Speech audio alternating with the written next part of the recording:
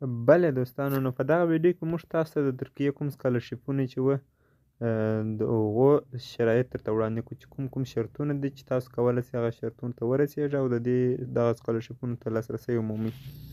نو دوستانو دغه سکالرشیپ اړوند کوم امتیازات اړوند ویډیو ما تاسو ته مخکې اپلوډ کړې وه، تمه ده چې تاسو به هغه کتلې وي. که چیرې مو هغه نه وي کتلې نو لاندې ډسکرپشن کې ما تاسو ته د هماغه ویډیو لینک هم درکړی وي چې د ترکیې سکالرشیپونو امتیازاتو په نوم وه، چې څنګه تاسو کولی شئ د ترکیې سکالرشیپونو ته کامیاب شئ او هغه کوم امتیازات یې د دې لپاره ورکړي وو. هغه امتیازاتو اړوند ما تاسو ته ویډیو اپلوډ کړی وو. نو په دغه ویډیو کې به دوستانو تاسو ته د ترکیې د سکالرشیپونو شرطونه او هغه کوم شرایط چې هغه به تاسو ته ووایو.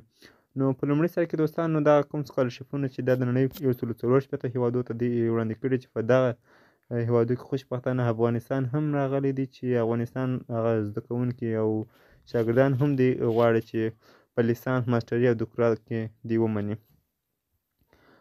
نو دوستانو په دغه ویډیو کې موږ تاسو ته د دې سکالرشیپونو کوم شرطونه چې هغه به تاسو ته وړاندې کړو. په لومړي سر کې دوستانو دا دوی چې کوم هغه زده کوونکي مني هغه د لیسانس برخه ده، ماسټري ده، دکترا ده، او بله برخه چې هم د څېړنې دورې په نامه ده هغه کې هم دي دغه سټوډنټان مني. نو په لومړي سر کې د لیسانس دورې دپاره کوم شرطونه دي هغه به تاسو ته ووایم. د لیسانس دورې دپاره چې لومړی شرط دی هغه د غوښتونکي عمر باید چې وي له 20 کلونو لوړ نه وي. یعنې کوم څوک چې غواړي د لیسانس دورې دپاره دغه سکالرشیپو ته ثبت نام وکړي د هغه عمر باید چې د 21 کلونو لوړ نه وي. لومړی شرط یې همدا دی. همدارنګه په دویم قدم کې چې دویم شرط یې د ښوونځي د 3 کلونو نمرې سلنه باید چې 70 څخه لږ نه وي. دا یې هم دویم شرط دی چې د کومه د اطلاعنامه یا د کومه 3 کلنې نمرې چې د دې فیصدي باید چې 70 وي. خو په دې کې یو بل نوټ شته، هغه دا چې د طب دپاره، د ستوماتولوژي دپاره، همدارنګه د فارمسي پوهنځیو لپاره د دې په ریاضیاتو او کیمیا او بیولوژي په دغه 3 مضمونونو کې باید فیصدي 90 څخه لږ نه وي. یعنې که څوک غواړي چې د طب، ستوماتولوژي او فارمسي په برخه کې دوی غواړي چې لیسانس ترلاسه کړي، د دوی د 3 کلونو نمرو د دغه 3 مضمونو ریاضیات، فیزیک، همدارنګه کیمیا، ریاضي، کیمیا او بیولوژي دغه 3 مضمونونو نمرو باید چې له 90 څخه کمې نه وي. همدارنګه دغه 2 کوم شرطونه چې دا د لیسانس لپاره دغه 2 شرطونه دي. یعنې په لیسانس کې د هر پوهنځي مني، هر پوهنځي کې د ثبت نام ورکوي.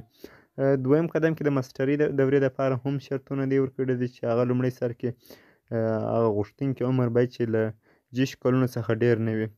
یعنې کوم څوک چې غواړي د ماسټري لپاره آنلاین ثبت نام وکړي د دې سکالرشیپونو لپاره د هغه عمر باید چې د 10 کلونو څخه زیات نه وي. همدارنګه د دوم کوم شرط چې دی هغه د تحصیلي دورې د نمرو سلنه یا کوم ترانسکریپټ چې دی هغه باید چې له 15 څخه لږ نه وي د دې د نمرو هغه فیصدي یا هم سلنه. همدارنګه د دکترا دورې دپاره هم خپل شرطونه وړاندې کړي دي چې هغه دغه د غوښتونکي عمر باید چې له 15 کلونو څخه لږ وي.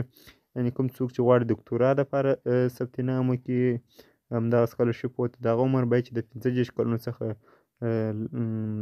لږ وي. همدارنګه د تحصیلي د نمرو سلنه هم د دې د 15 وي.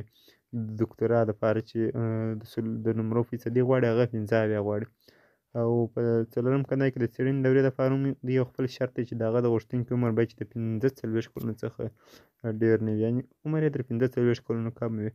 دا شرایط چې دوی غواړي په دغه شرطونو سره هغه سټوډنټان او هغه زده کوونکي او شاګردان دوی مني. نو تمه ده چې ویډیو به مو خوښه شوې. دغه ټوله شرایط دي. بله ویډیو کې موږ تاسو ته هغه کوم ریکوایرمنټس یا کوم هغه ضرورت سامان آلات چې دوی کوم شیانو ته ضرورت لري چې دغه تاسو باید چې ورته برابر کړئ هغه به درته وړاندې کړو. همدارنګه بله ویډیو کې موږ تاسو ته د ثبت نام طریقه وښیو. نو چینل که چیرې تاسو نه وي سبسکرایب کړی چینل سره سبسکرایب کړئ چې د نورو معلوماتو نه هم برخمن شئ. مننه. پر الله مو سپارم. خدای مو مل شه.